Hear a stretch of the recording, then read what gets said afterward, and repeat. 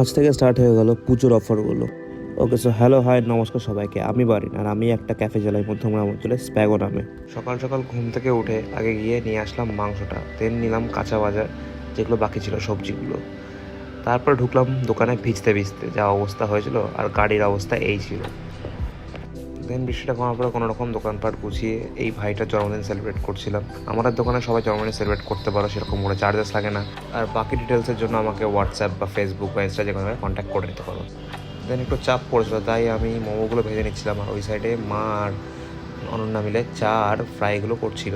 অনন্যা মিলে করছিলাম এক এক করে, তারপরে সেটা আমি পাস্তা করলাম, হোয়াইট সস পাস্তা, যেটা আমার লাস্টের দিকে এসেছিলো আমাদের একটা নতুন অফারের কম্বো, তো সেটা বানিয়ে প্যাক করে দিলাম ডেলিভার। সেটা ছিল পোলাও আর আলুর দমের কম্বো। সব গুছিয়ে গাছিয়ে অর্ডার ডেলিভার করে বেরিয়ে গেলাম সবাই মিলে ঠাকুর দেখতে, বন্ধুরা মিলে। তো গেছিলাম আজকে নর্থের দিকে, নর্থে কিছু ঠাকুর দেখলাম আর তোমাদেরও দেখাচ্ছি আজকে। আর